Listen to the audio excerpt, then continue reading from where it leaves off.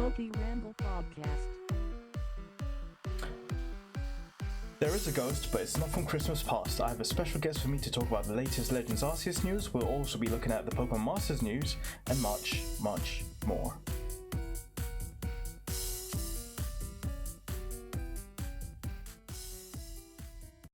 Yes, welcome to episode 50 of the PokeRamble Podcast. Joining me today is the one, the only, from PressYYZ or Z, one of those two, MrMitchGeorge.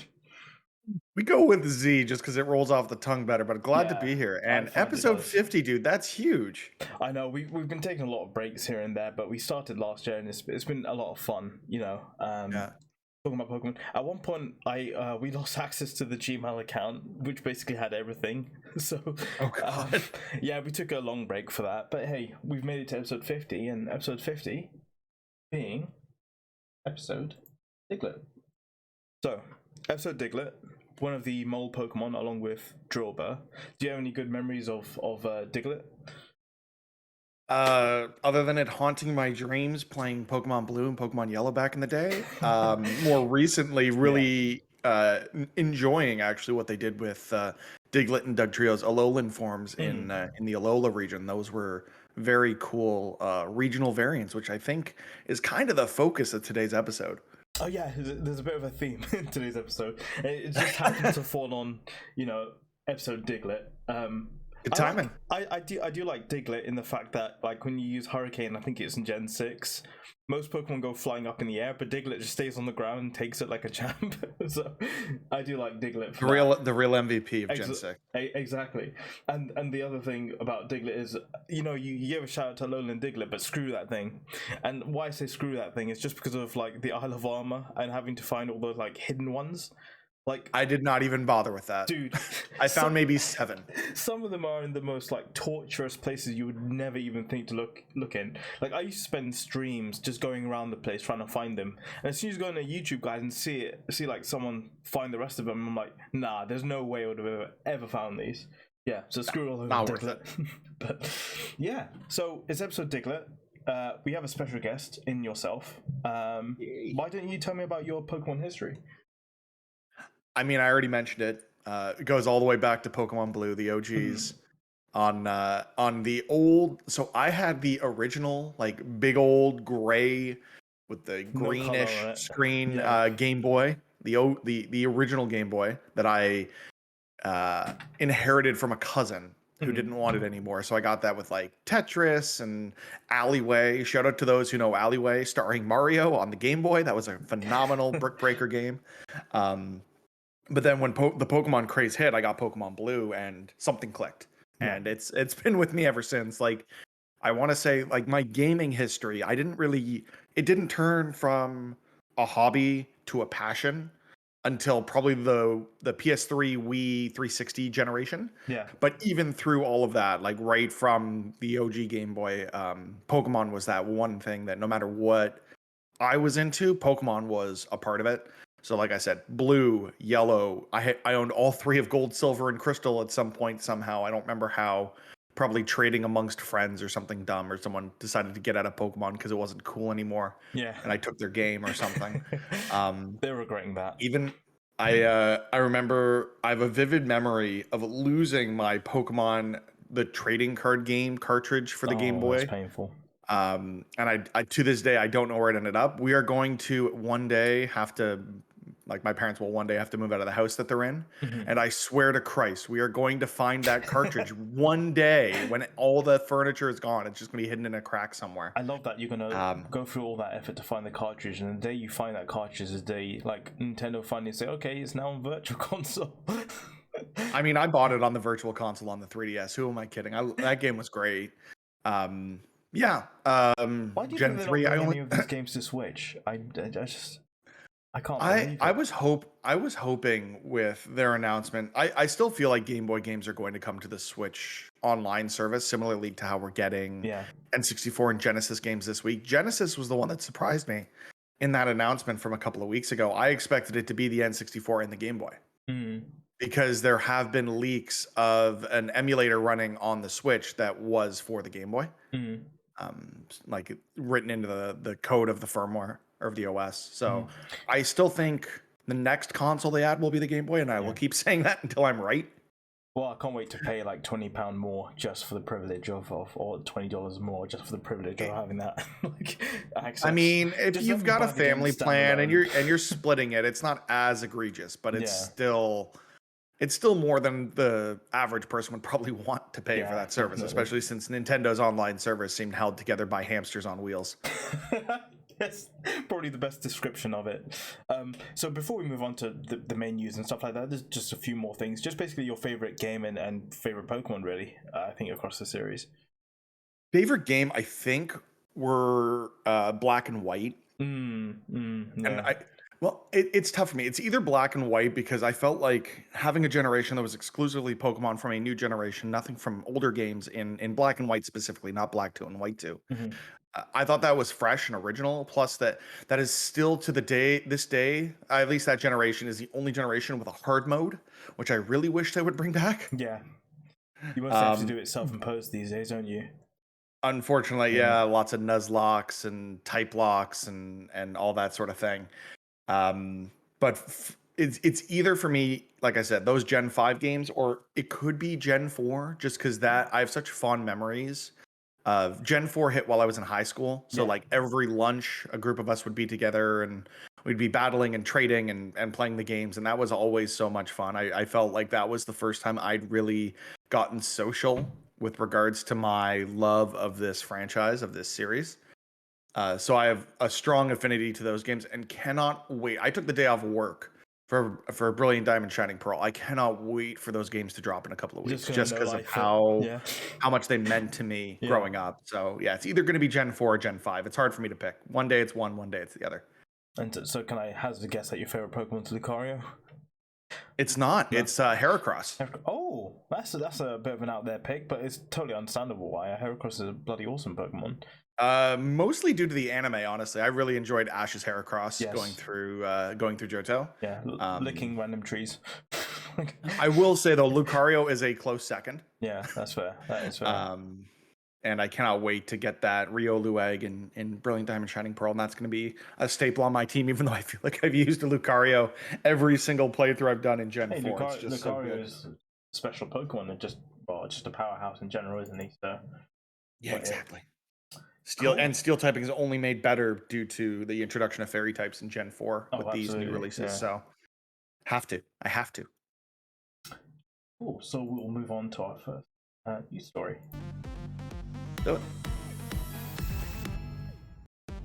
So, Legends Arceus news, and what a way to reveal it, really, where they gave us 2 videos. Well, the first one being a corrupted video, and I thought this style of revealing sort of a Pokemon was bloody fantastic. What did you think?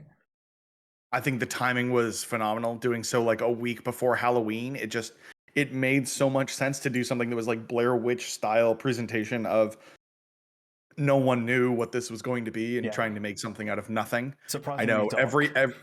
every PokeTuber I was following had some sort of theory video, so I think it made for really good buzz around the eventual reveal of the new normal ghost type Hisuien, Zorua, and Zoroark. Yeah, and I love the designs of them. Just talking about the video itself, you talked about some PokeTubers and whatnot. I did see someone on Reddit when the guy said, "Oh, it's around 7:06 or 7:07." Time-wise in one of the videos, they were like, well, the Unown Pokédex for Zorua and like Zoroark is like 76 and 77. I was like, that was bloody genius that they managed to figure out just from that like one little line. But yeah, it was such a good reveal. I saw that theory as well, and I think that's just a fluke. I don't think really? I don't think the Pokemon Company was that specific of, okay, at 7 minutes and 6 seconds, we're gonna start revealing what these Pokemon are. That would be like, no, that's too on the note. Like, I mean, it's a bloody good coincidence if it is just a coincidence. Yeah, I feel like it's more a coincidence than anything. And I was talking to a friend about this the other day. But do you remember the reveal for Galarian Ponyta? And like, how was the 24-hour live stream? The Twitch and, stream, yeah. The Glimwood Tangle, and like, just nothing was happening for the image. Could you imagine like having to go through that all over again? No, thank you. I think they've learned their I would have lesson. been okay with that, honestly. I feel like in the God. last few years, the Pokemon Company has done some really interesting things when it's come to their reveals. Yeah.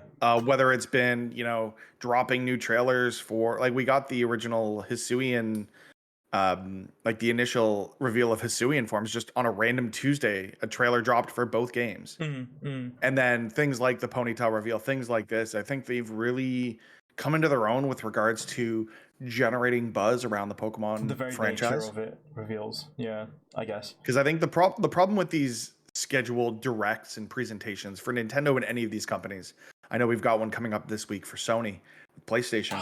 People, yeah, I know. Well, the thing is, you forgot about it because it was announced and it's going to happen in a few days, and the buzz will pick back up.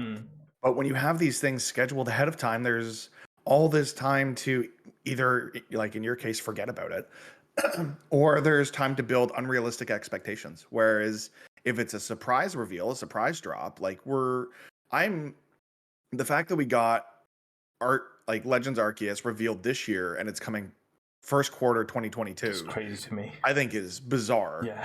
And even looking at other game reveals, like we got the reveal of the Guardians of the Galaxy game from Square Enix. I want to say sometime earlier this year, like it was either like March or over the summer. It was, and summer, it's coming out. Yeah, it's coming out next week. Yeah, well, 2 and days. I feel literally 2 days from now. It's crazy. I cannot wait. And the thing is, I feel like having those shorter times between announcement and release does a lot more to build buzz for a game than to say, okay, it's coming, and then to say, okay, it's coming next year. And then to say, okay, it's coming fall of next year. And then to say, sorry, we had to delay it to spring of the following year. Oh, I definitely prefer the, work on it and then announce it with a more sort of imminent reveal. Yeah, I think Nintendo is probably regretting revealing the remakes of Advance Wars because now they've had to delay them into the first quarter of next year. Strange because, they revealed so many like different games during that one direct that they didn't have to bring Advance Wars into it either. They could have just left it for a while just to keep cooking it. But I mean, they could have also just announced it, but announced it without a date, which I think they've been really good about doing and waiting until things are ready to go before putting a date on it. Which is why I was very surprised when they initially revealed Brilliant Diamond, Shining Pearl, and Legends Arceus in the same Pokemon presentation that they both got release dates. And then I was convinced they were going to delay one or both of them, and then they didn't. So I'm very happy that they didn't miss those dates, but also, did they have enough time to cook? Like, are they hitting those dates because they have to, or are they hitting those dates because they planned well and executed effectively, and things are going to be right as rain when those two titles release? Yeah, I think before we get back on track, I think the one thing we have to give them credit for is like the games that they do release end up being pretty good releases with like very little to no bugs. No bugs doesn't exist, but like very little bugs or game-breaking bugs. And for the most part, they're competent releases. So I give them credit on that regard. Yeah, I agree. I think Nintendo and the Pokemon Company are very good about releasing titles when they're ready, and they very rarely need bug patches or updates the way games on some other consoles do. Yeah. But yeah, let's forget the bug types for now. Let's talk about this normal ghost type. I mean, bloody hell! Like, when I first saw these Pokemon, I was thinking, oh yes, another ice type. Let's go. But no, we've got unique typing in normal ghost. And tell the people. I was thinking like ice fire or something. Ice fire. Red tips. I was thinking when I first saw them, but no, normal ghost, which is incredible.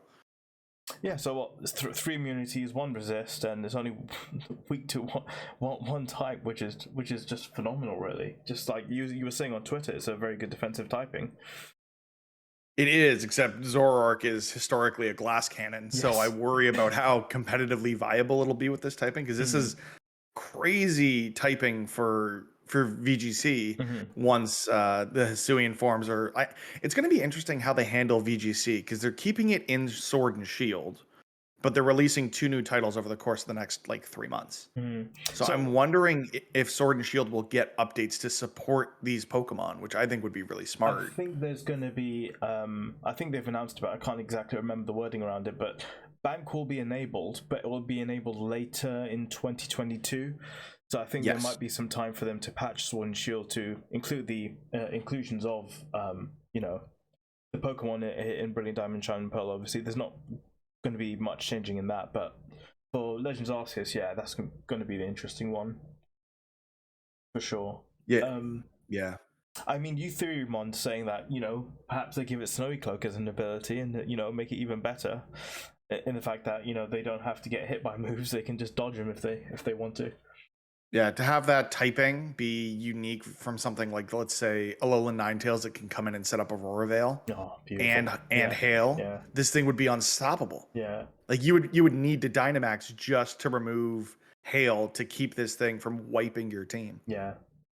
I mean, the other thing is, like, when they sort of revealed the typing for it, normal Ghost, I was trying to think about why would it be a Ghost type.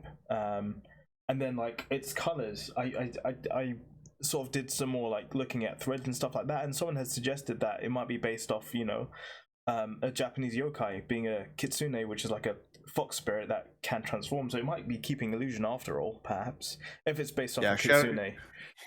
Shout out to those that remember Inuyasha, the anime back in the day. That's where I know kitsune from, because the character is loosely based on that Japanese yokai. But very, very nice design for this Hisuien variant. I have to say the Hisuien variants so far have pretty much hit for me.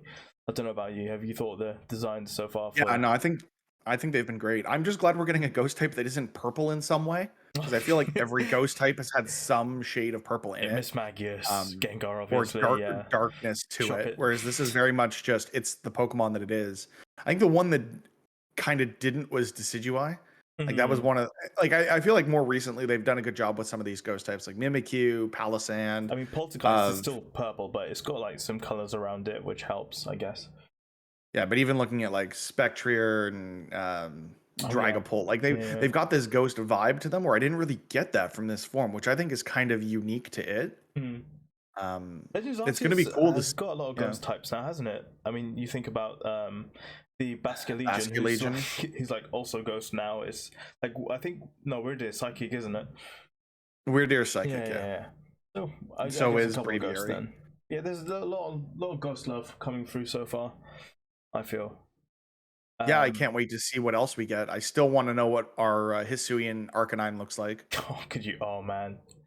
That's going to be a big reveal. Like, people thinking, oh, that's what we're going to get here because they were talking about favorite, isn't it? And Voltex, but it very much is. I mean, it's the legendary Pokemon for a reason.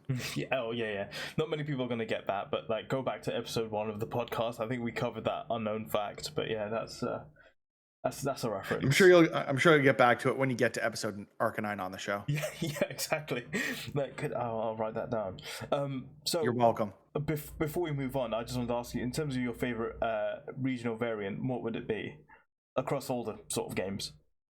I mean, like I said, I have a strong feelings for Diglett and Dugtrio in Alola, but I feel like for me, the usefulness of a Pokemon, like I follow VGC, like Pokemon VGC. I'm not any good by any stretch, but Pokemon that are more useful there are some that are most interesting to me. And recently, all 3 of the Galarian forms of the legendary bird trio are so, well, I don't say, maybe not all 3. Articuno doesn't see a lot of use, but Zapdos and Moltres specifically get so much use in VGC. I love that they took these Pokemon that are as iconic as they are and totally flipped them on their head of, typing's changed, usefulness, like the ways of using them in VGC changed. Except Zapdos I still see Zapdos getting used both in its Kanto form and its Galarian form, because static as its hidden ability is so useful. The bulk of the original one is just so good, and I guess with static as well as its ability, is just, if something tries to U-turn on you or try like hit you, you can just paralyze him. I mean, that's bloody awesome. Slow him down completely. Para hacks are huge in VGC. So you see both forms getting used, but I really like those 2 forms. And then just from a design perspective, though, I feel like my favorite regional variant has to be Weezing. Because the fact that they put a top hat on it and a mustache, it seems so, it makes so much sense in a region themed after the UK. Yeah. Oh, It's so cheers, good. guys. Thanks for the stereotypes, guys. I'm sorry, but it's true, It's y'all, with true. your top hats and your mustaches. Come on. This is why I'm not on webcam, because it just doesn't fit my top hat. You can't see it. Exactly. Exactly. Have you talking of VGC and Galarian Weezing? Have you ever tried Galarian Weezing with Regigigas and seeing how that works? I haven't. I haven't played much VGC recently. I've been having more fun doing Nuzlocks and shiny hunting in the Crown Tundra and by egg hatching and stuff. So I haven't done it myself, but I've seen it get used, and holy crap. That thing's a tank coming in turn 1 with no ability. Oh my god. It's just an absurd prospect, isn't it? Just being able to come in with it that is. thing and just It is, but it's so good. Oh man. And finally, my last question for this little segment is the next unique typing that you want to see. I don't know how we haven't seen it yet. Yan Mega should have had this type when it came out, but I can very much see a Dragonfly Pokemon actually be Bug Dragon. Ooh, I think that would be really cool to see. Yes. And then from a competitive perspective, give me Ground Fairy, because that typing is just absurd when it comes to coverage in VGC. Yeah. That would be stupid, but I'd be so down to see it. And just down to see the quick ban on it, just like, I can't use that anymore. Has to go with the legendary. Pretty much. Yeah. Exactly. That'll be something they'll only give to a legendary. I've always wanted a sort of a grass fire type, and it just be like, now we've got regional variants, just get a Ludicolo with chilies, and that'll do me nicely. That could be fun. Yeah. Yeah, basically. Literally any grass type, and just incorporate chilies into its design. And like Tangrowth, just put some chilies like growing out of it. Or you have well, here's the thing. I've been seeing these theories go around that the reason we haven't seen the final forms of Cyndaquil, Oshawott, and Rowlet in any of these trailers for Arceus is because they're going to get regional evolutions. Oh my god. They're going to have regional forms as their final evolution. Do you think any of these unused types could make sense for their final evolution? So could Typhlosion be Fire Grass, or could Rowlet, could Decidueye be Fire Grass? I mean, or anything's on the table. As do you remember like the birds? As soon as they made legendaries into regional variants, I'm like, ooh. So yeah, you could be right in the fact that we might just get some unique typings now with these starters, and if we do, oh my god, I'll be so excited to see them. But do you know how like they've got like that Scyther that's evolved into Cleaver because of like some special minerals on the ground or whatever? I think you could be right in that. We might get a Fire Grass type from a Typhlosion that simply evolved on top of a mountain of some sort, or Mount Coronel or something like that. I don't know. The other thing that I could see come out of that is we saw Cleavor from Scyther. I think we could see a regional Onyx evolution as well. Because if they're both going to evolve via the same method, if that method for whatever reason isn't available in this game, I don't know if we've seen Onyx in any of the trailers, so this could just be me speculating. But a regional Onyx evolution that maybe we finally get the Crystal Onyx that we've all been craving. Yes. And instead of being Rock Ground, it's Ground Fairy. Yes, that would make sense as a type for Crystal Onyx. Unless they want to introduce a very, very new typing with Crystal type, but I think they're done with typings now, aren't they? I think they're well balanced with the types for a while. For a while, I would imagine that's it. That's fair. Yeah, no. Crystal Onyx. I want more of that than the regional starters. Yeah, maybe we get both. You never know. Pokemon Company just delivering on all fronts. Yeah. I mean, the thing with the regional starter thing is, like, I just would have expected the first stages to be different as well. So there must be some sort of like special evolution method if they are going to change into regional variants, perhaps. Yeah, maybe there is an item you're given some partway through the game, and that'll be the next trailer we get, is revealing that and those evolutions. Or maybe it is just this energy that we've seen in the region that's causing these Pokemon to go crazy. Also has some impact on the player character or the player character's partner Pokemon or something. Now that would be exciting. Yeah, I guess the last thing I want to ask you, because you're a guest on the show, but we talked about this last week, but what's your sort of reaction to learning that it's not a fully open world Pokemon game? Are you upset? Are you happy with the kind of structure they're going for, like with the sort of Monster Hunter sort of style game, or what's your sort of opinion on all this? I'm of the camp that I didn't expect this to be Breath of the Wild for Pokemon. Excuse me.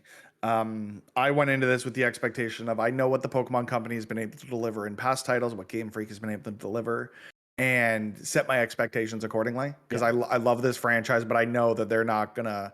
I don't expect them to blow the doors off of this series for this title, because then they would have no inclination to get back to the traditional formula, which seems like that will be their focus when it comes to things like the video game championship and things like that moving forward.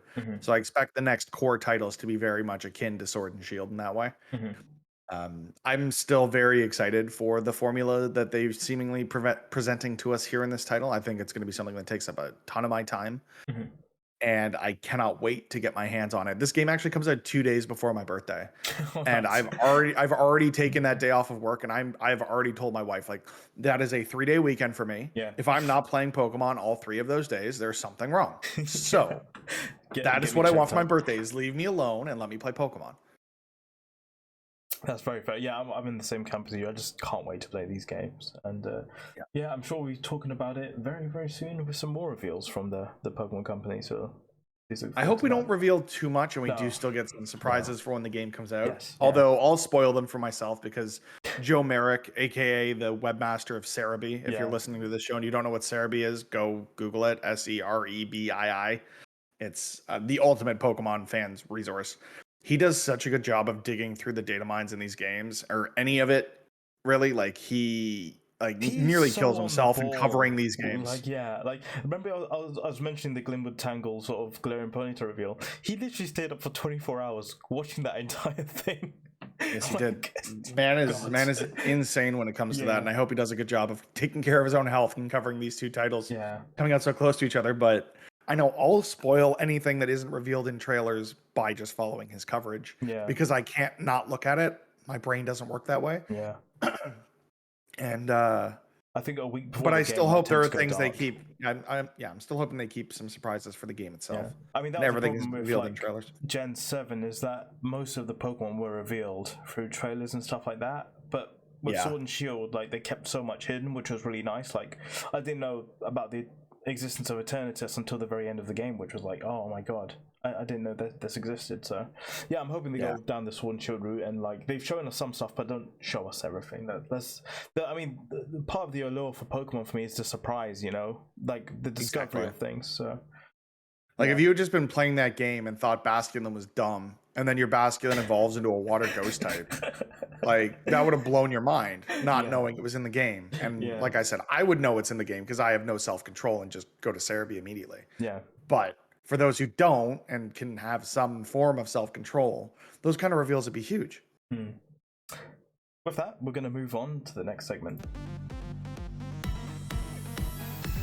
So you want to be a Masters, Pokemon Masters. Damn, I messed that segment up. Anyway, this is the section of the show where we talk about Pokemon Masters. MrMitchGeorge, are you into the Pokemon Masters? Not in the slightest. No. Okay. I'll just get through this. I played. No, it's okay. I played it at launch, and it didn't hook me the way that I had hoped it would. Just having a Pokemon experience on mobile. It's changed a lot, I will say, and there's a lot of good stories. I think if you like the general sort of, like, I don't know, the games and whatnot, I think there's a lot of stories that you might enjoy. Like, they did a sequel to Black and White story, which was really, really good. I did see that, So, like, even if you just YouTube it, I mean, and also the music in this game, like, it's actually phenomenal. Some of the remixes they make for some of the tunes that we all know and love. Like, recently they did the Alolan Elite Four theme tune, and they remixed it per member. So there's different sort of like sounds for Olivia or Hala or Malene, all those kind of people. So I'd say check it out on YouTube. The problem I have is, like, what is the barrier for entry now versus when it came out? Because it's still fairly accessible for new players. Because like, I'm downloading it right now because you're getting me excited for Pokemon on mobile again. No, it's very easy to get into. They have events called legendary events where they give away free sort of legendary Pokemon, and these Pokemon, basically the free to play units you get in this game are absurdly good. So, like, compared to other mobile games, you're getting a lot.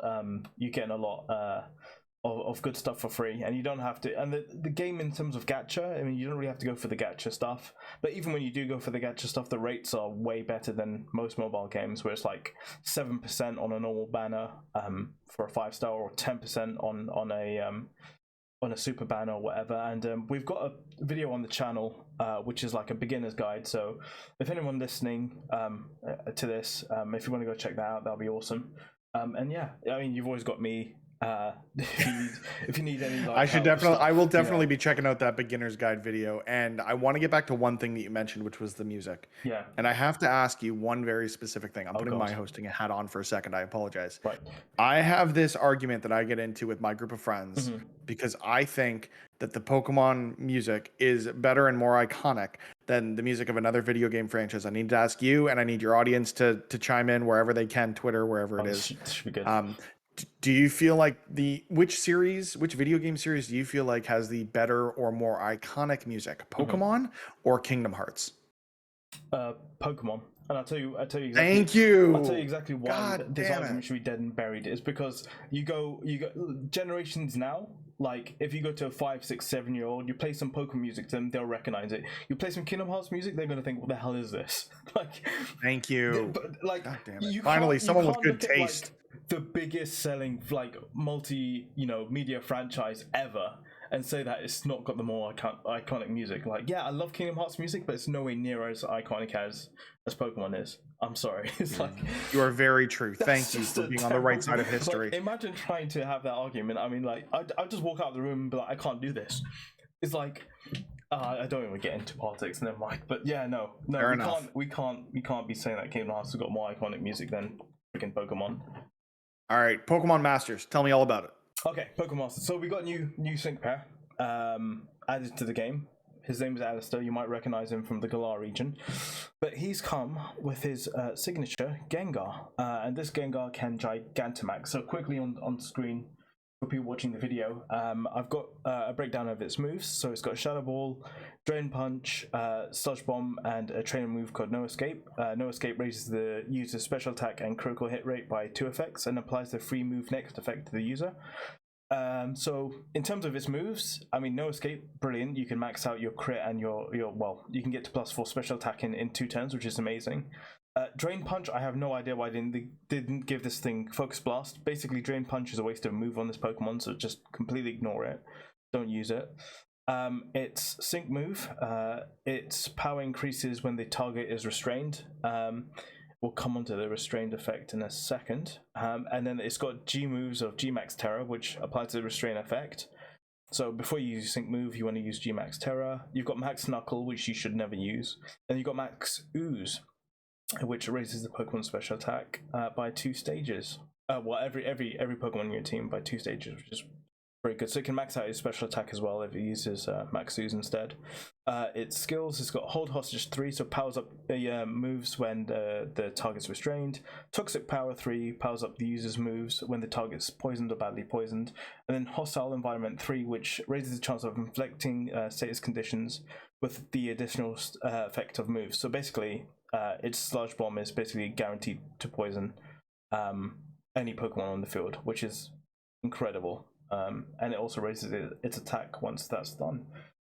So in terms of like comparing it to other units, this is basically one of the best poison units in the game, because we don't have very good poison units, and the fact that it's in the general pool as well is even better. It's a good ghost type attacker compared to its peers, but Giovanni will still hit harder, and so will Spirit Shackle from Decidueye, but those two don't have they don't have a ghost sync, so yeah, you're better off using this thing. The sync is the second strongest sync out of all the characters we know about in the game at the moment, so that's another reason to get it. Koga's poison sync is better than this, but if you use the max move, you should be able to replace that quite easily. The grid is really good on this, so if you go to the sync grid, it's got Super Duper Effective 2, Shadow Ball, Hold Hostage 2, Sludge Bomb, Toxic Power 2, so increasing the power of poison type moves, and Virulent Toxin 5, which boosts the sync move damage that you'll do if the target's poisoned, which you can do with Allister. So yeah, very good unit. I'd recommend you get him, but do not pull on this banner, because you want to wait till it's Pokefair banner, because this unit will be going into the normal pool after it's done, so you'll be able to get it from special banners too, where you got higher rates to get it. So yeah, hold on it, but yeah, it's probably one of the better sync pairs that we've got in the game, and that is it for Pokemon Masters. we'll move on to the next segment.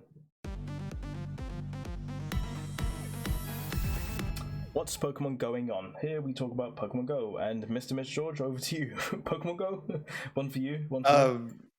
Tons of experience in it. I moved in like June of this year, so I haven't been playing as much because I haven't found a group to play with the way that I had where I was living previously. Plus, I was living in a condominium, so there was a ton of like other buildings close by, and they had like art installations. There was a lot of stops, a lot of gyms. I haven't found that same level of density in my new neighborhood, but I'm working on getting back to it. Yeah, that's fair. I mean, I have my moments in this game where I'm super on it, and other times where I'm not too on it. And I guess the past couple of years has been kind of hard for me to sort of play the game because I'm so used to, like you said, like being out with the community, playing it together and stuff like that. And COVID's really sort of put a halt on that. Fortunately, they've done a fantastic job of making the game very accessible to play from home, and in terms of spawns of Pokemon and stuff like that, a hell of a lot better. Excuse me. But yeah, I'm slowly getting back into it, especially with this current Halloween event. I'm trying to get a shiny Pikachu with a hat. So yeah, that's that. I am on it currently. But yeah, we've got Shinx Community Day on the 21st of November. The special move would be Psychic Fangs, so something more for PvP rather than PvE. The special bonuses you'll encounter during Shinx Community Day on the 21st of November would be quarter hatch distance, 3 times transfer candy, and 4 times chance of earning Candy XL, which is basically candy you use to boost level 40 Pokemon. In November, you'll be encountering Vullaby from your special breakthrough boxes. There's a Go collaboration in the UK and Europe with JD Sports, where you can get special Nike Air customization options.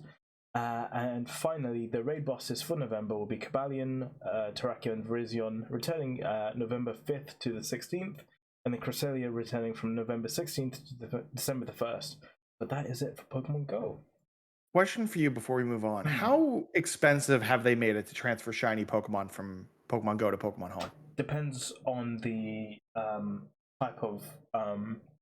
type of shiny it is. So if it's like a mythical shiny, basically you've basically got like this sort of like bar, like a Stardust bar. I can't even remember how it works completely, but I know mythical Pokemon basically takes up the entire bar, and you have to wait for it to refill over a set amount of time. Yeah, it's like it's a cooldown, right? Yeah, exactly. Okay. But I think normal like shinies like Shinx shouldn't be that expensive, really.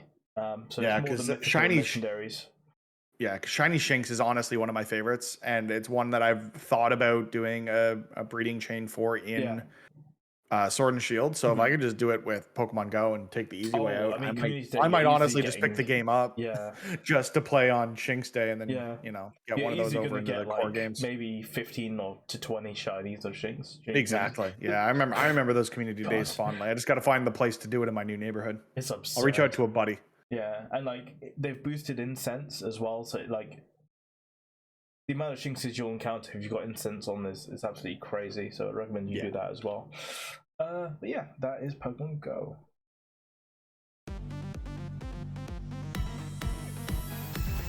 Another segment of ours is merch to do about nothing, where we just talk about the latest merch coming out. So there's May and Torchic by Kotobukiya, which is coming out April 2022.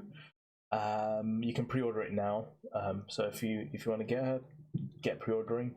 And also Pokemon Scale World is releasing Bede in his fairy gym uniform and his normal sort of uniform, along with the Hatterene family. So yeah, that's coming out April 2022. Not too sure when pre-orders go live, but these are usually in blind boxes, so you have to be a bit lucky with them. To add to that, merchandise? I do have some new merchant information, because recently they introduced the Pokemon Center store with shipping options to Canada. So I have partaken in far too many shipping packages from the Pokemon store, but they recently added a whole bunch of collaboration pieces with Vic Lee. So they have a whole mess of like Halloween or spooky themed shirts and statues that are very cool, as well as new coasters and magnets, and like a new merchandise line based around the Kanto gym badges. So they've got like a waist pack, backpack, t-shirts, magnets, coasters. They're really cool, and I'm very, very tempted to pick up those coasters. Imagine having like access to the Pokemon Center. Like, it's scary. Couldn't It's be scary me. because it's $10. It's $10 per package for shipping. It's flat Yeah. rate shipping, which is, but I'd just say that's pretty fair if it's coming from America to being shipped to Canada, right? it is. Yeah, I I mean, think I'd $10 happily isn't. pay for It shipping, but they is. just It won't isn't do it. unbearable. Yeah. But I've picked up things like the weirdest things over the past few months since they've introduced this. Like I picked up a pool inflatable Lapras, which is ridiculous but amazing at the same time. Why would you do And that? they had it. Why wouldn't I? Why wouldn't you need It that? just seems Come like on. you just wake up one morning. You know what I really need in my life? A pull inflated Lapras. Inflatable Lapras. I mean, it was that or a Snorlax, and I felt Lapras was more appropriate. No, that's fair. That is fair. But there was also, they had a pricing error a few weeks ago where they had the jumbo plush Arcanine, but they'd listed it for $0 as a pre-order. And I definitely did that, and they definitely canceled my order like 2 days ago. Yeah. Like I get it, but it was worth the risk. He tried it. I tried. I couldn't not try it. So yeah, well, that's cool to hear that you guys have got those sort of options opened up to you, and maybe one day us Europeans can have some share of that. But until then, maybe, just maybe, yeah. Yeah, until then, shipping from Japan it is. On to the next segment. This is just the roundup. So just quickly, Shiny Zacian and Shiny Zamazenta are available depending on your region. So in UK, you can enter your email address on the game.co.uk website and you'll get emailed the codes. Not too sure when they're going to send those out, but yeah, register yourself to be able to get those codes, or you can go in store and get it from game. You can get both straight away. In America and I think Canada, these are going to be staggered releases, are they? They're staggered releases, and they're in store at GameStop. So you have to go into a GameStop location to pick up your code, which I still need to do, and might actually do that after we wrap on this. And then I have to find a friend with a copy of Pokemon Sword so I can get both. I've got Sword, and I could probably I've got a second account on Sword as well, so I can probably redeem it for you if you need help with that. Yeah, if the code works internationally, we'll definitely make that work. Yeah. I can do the same for you with Shield if that's the case. I was such a simp for Pokemon that I bought both copies. Okay, I was tempted, but I've kind of gone the route where I've been able to convince my sister to get back into Pokemon, which is amazing. But she also picked up Shield. I'm like, why would you do this? So we're kind of locked out of exclusives that way. But I mean, there's always ways to figure it out online. But I have convinced her for BDSP that she's picking up Pearl and I'm picking up Diamond, so that'll help there at least. Awesome. So if I need any sort of like after I finish the game, if I need stuff for my living decks, I know who to hit up. I've got my living deck sitting in Pokemon Home, so you let me know. I think the only problem is I don't think they're going to enable Pokemon Home usage straight away. So that's the problem. Like, so if you want to get your shiny charm like really quickly, you have to wait a few months to be able to get access to Pokemon Home, which sucks. But yeah, if you get Pearl exclusives, then I shall be calling. What about the PressYYZ crew? Because I think Cozy plays Pokemon, doesn't he? He does, yeah. Cozy's really into Pokemon. I haven't talked to him about which game he's going to be picking up in a couple of weeks. To be fair, actually, this week's episode of PressYYZ was very cathartic for myself. I actually hadn't done an episode of the show in almost 3 months. Nice, because back. There was an incident that happened around E3 of this year that really had me questioning whether or not this was the right thing for me. And I'd been getting in my own head about anything content creation. So podcasting, there's a second podcast I do with a friend of mine, Griffin, called Disney Plus Us, where we go through and we review and talk about all the great content on their Disney Plus streaming service. So I was questioning myself over that. I've been questioning myself over streaming at twitch.tv/MrMitchGeorge. But this past week, I kind of had an epiphany of I'm just going to get out of my own way, and I enjoy hanging out with my friends and talking about games, so I'm just going to do it. Yeah. It's exactly how this podcast started. It's exactly that, just talking with friends about Pokemon. That's the way it's supposed to be. And as long as it stays that and still feels like that, then you keep powering through. But it was a tough time for me to figure out whether or not I was going to even come back to that show. So I haven't had a chance to talk with Cozy recently about that because of where my mental health and my state of mind was at. But I'm definitely going to find out from the crew who's picking up which game, so we can definitely coordinate. And it'll be interesting to see if the shiny charm is even included, because that wasn't introduced until Gen 5. Bloody hell! I did not know that. That's a fact. I had to look. I had to look it up because I remember Gen 4 specifically for shiny hunting. Yeah. All I was doing was Pokéetch Yeah. chaining. Yeah. The grass shake chaining was That how I is did my shiny stress. hunting in Gen 4. There's so much stress. I really enjoyed that, and I cannot wait to do more of that when these Yeah. games come out. But it will be good to see if they do introduce. Was Like it they've shown generation other or was modern it- conveniences that I imagine the shiny charm does make it in. Yeah. Was it Gen 4 where the grass would sparkle when it shakes? Yes. Okay, awesome. Yeah. Makes it a lot easier. Yes. Oh my god, I had no idea it wasn't introduced till like Gen 5 because I completed my first living decks in X and Y in Gen 6. So That's when I completed it as well. yeah, Yeah. so I got the shiny charm from that, but I had no idea it was like that's blown my mind. It actually wasn't introduced until Black 2 and White 2. It wasn't even in Black and White. Damn. Well, hopefully they've made loads of quality of life changes, so maybe this is one of them. And there is something called a shiny statue that Game Informer was talking about, and we don't know what it does. So maybe I don't know. Maybe, in the underground, right?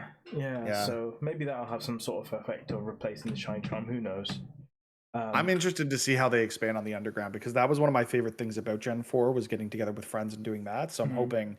I know some of the multiplayer stuff that they had in that game originally won't be here, like the capture the flag stuff. But I'm hoping some of the other cooperative stuff in the underground does make an appearance. All I know is that you can play with friends in the underground now via Wi-Fi, but that's all I sort of know in terms of details. You gotta can love the union room. The sort of like the Pokemon dens now they've got underground or the Grand Underground or whatever. You can go to other people's, which is really cool. Yeah, that'll be great. I can't wait for these games, man. I just want them to be here now so I can play them. It's such good comfort food, honestly, those games.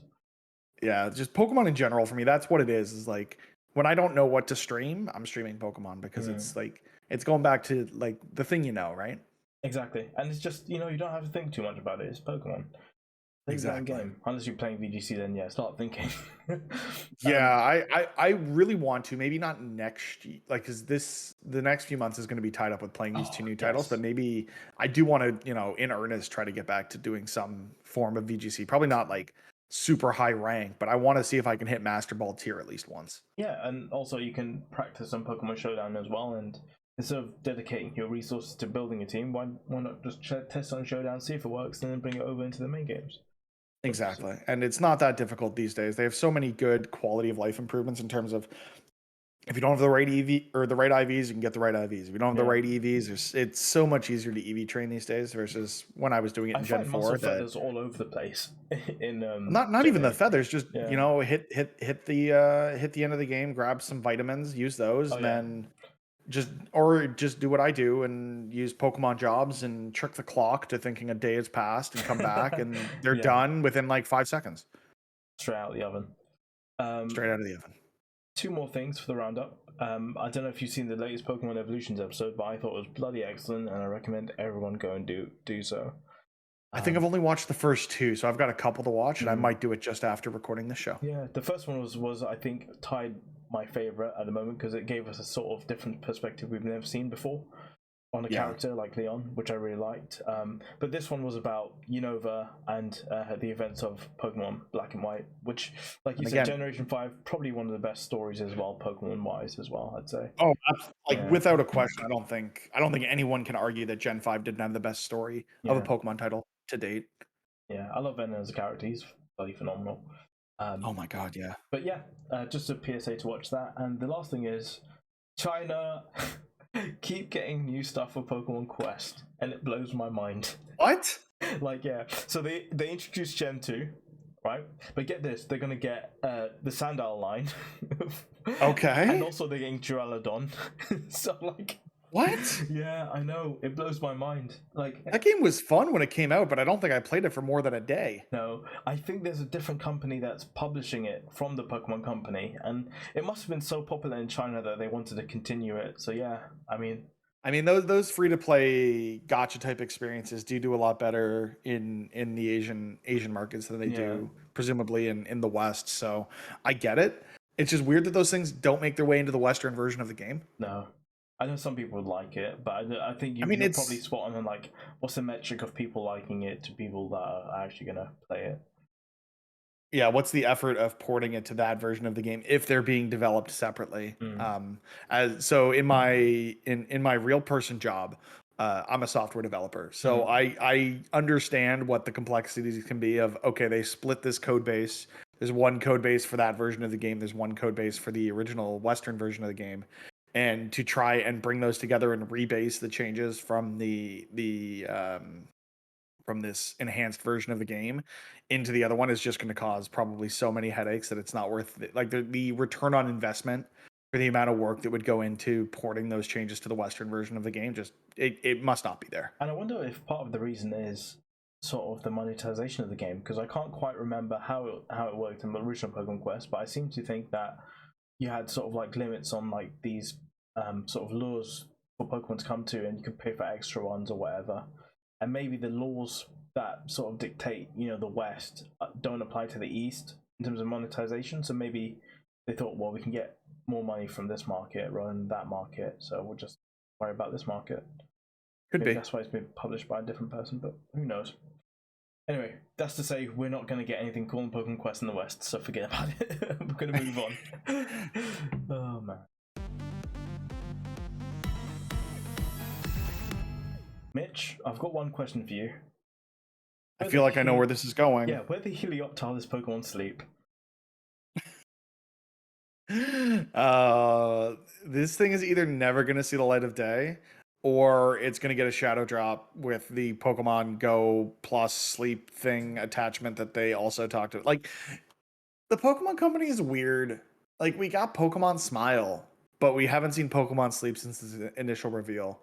And which is ironic because I haven't been able to Pokemon Smile since it's not been released. Forget how. Yeah, it has. No, I'm saying I personally haven't been able to Pokemon Smile because there's no good news about Pokemon Sleep. I see. Okay, I see where you're going there. I have no idea where this thing is. It's either stuck in development hell or they shelved it so they can work on other stuff in Pokemon Go. So what you're basically saying is they're sleeping on it.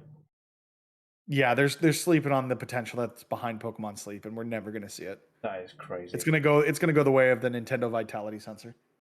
Okay, I'm moving on before I get more depressed. It's time for the unknown fact of the week with me. So yeah, unknown fact of the week. Now this week, it also ties into regional variants and whatnot. So a Reddit user by the name of RadiaKMJS posted this little neat fact. So did you know of the original 25 single-stage Pokemon introduced in Generation 1, all have received an evolution, pre-evolution, mega evolution, regional variant, or Gigantamax form, except for Tauros, Mew, and Ditto. How crazy is that? Huh. Yeah, I mean, my only thing with that is like Bouffalant should have definitely been the evolution of Tauros. Like, yeah, I'm surprised they didn't do that, and I wouldn't. Was a thing was crazy to me. I don't remember if Tauros existed in the Sinnoh region, but I think that Pokemon is primed for either a regional variant or an evolution or a pre-evolution with a split evolutionary line or something. Yeah. I guess with Mew, you can kind of understand why it's not going to have any of those. That's fair enough. With Ditto, we've never seen something like that from mythical Pokemon, right? Yeah. Like the mythical. Yeah. Other than I guess you could look at form changes and stuff like that, and and you can look at Manaphy and Fione, I guess. But Fione can't evolve, so that's kind of it's a weird kind of state of being. But yeah, the mythical Pokemon like Victini and stuff, we've never seen anything like different from them other than in like the anime or the films. So yeah, which is understandable. So yeah, Tauros, pick up the slack. Hopefully, we get something in Legends Arceus. What would you predict its type's going to be if it does get a regional variant? I think normal rock would be cool. Ooh, okay. Yeah. Make it 4 times weak to fighting, so no one would ever think to use it, and it has no viability anywhere whatsoever. So I just get to use it in my playthrough as the only place to ever use it, and I would do it because it's unique and it's different. But that typing isn't really good for that. Maybe like normal fighting could be cool. Mm-hmm. Like make it super bulky. I don't know. Go for normal fighting. I'd like it to be like ground something. That'd be cool. yeah, those are just fever dreams for another day. So yeah, that's been the PokeRamble podcast. Mitch, before you go, and obviously I'll give you time to plug the stuffs, but you were mentioning that you were shiny hunting stuff in sort of the Crown Tundra, and I've been soft resetting for like the last two of the Justice Trio. Oh God. What are you working on at the moment? So I've been working on Dialga. Okay. Oh, just to get it ahead of Brilliant Diamond Shining Pearl. Yeah. Because it'd be fun to transfer that over eventually and play with that in that game. But it's more so just an opportunity for me to stream it on Twitch, like I mentioned, and get other friends in there and collaborate and just have a fun time of goofing around playing Pokemon. We did play some Unite together, I believe, and you were yes, we do. This is this slow bro. That game is a game I have not expected to keep playing, but here I am, all these months later somehow.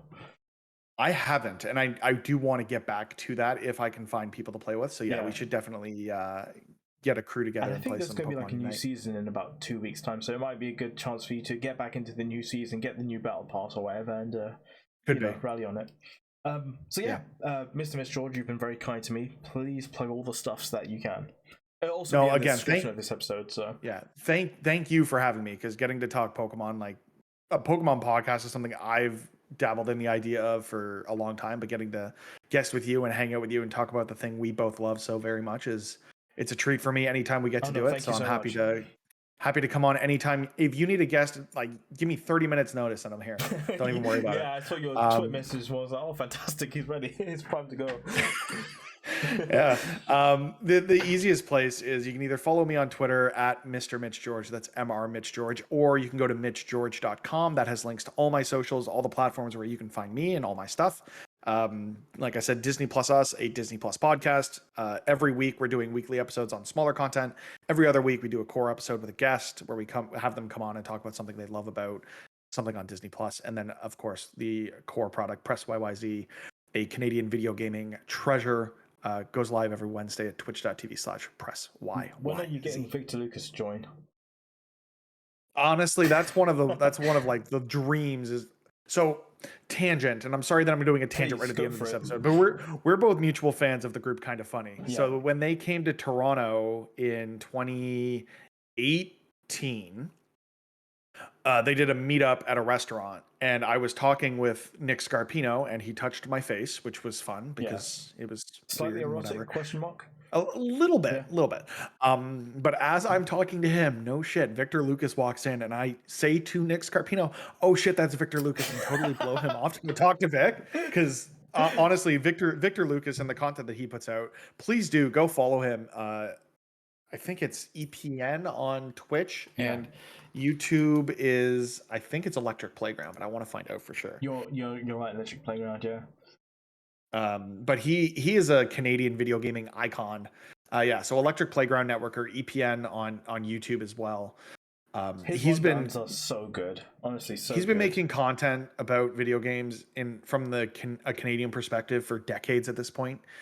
And he deserves so much more love than he does get. Like the fact that he's like these views should be in the hundreds of thousands, not the single digit thousands. So please do, if you do one thing today, don't click on any of my links. Go and follow EPN on YouTube. The description as well. Do it, because Vic does such amazing work that he deserves way more love than he's getting on YouTube. Absolutely. But yeah, that's one of my life goals, is to have him on a podcast. Have you reached out to him at all? Not yet. Maybe when you find your cadence, do it, because over at Simply Sassy, we've been surprised to find that people just say, "Oh yeah, sure, we'll come." We're like, wait, what? Like, excuse me? Yeah. So yeah, no, I think that once we get to a place where we have a good cadence with everything that we're doing, then I think we're going to reach out to more people, yourself included. I'd love to have you on for an episode of PressYYZ proper, and get to hang out more, because hanging out with you is such a blast, dude. So thank you so much for having me on your show. Thanks again for dropping in. I needed someone, and you were just there, so thank you so much. I'm always there. Like I said, I have no self-respect whatsoever. If you need me at the last second for anything, I'm there. That's how I ended up as the co-host on Disney Plus Us. There you go. Make yourself available, and you'll be surprised at the opportunities that you get. That's been the PokeRamble podcast. You can find us at PokeRamble.com, and every week posting something new about the Pokemon world. Until next time, I've been Kamel. He's been Mr. MitchGeorge, and you've been listening to the PokeRamble podcast. Bye.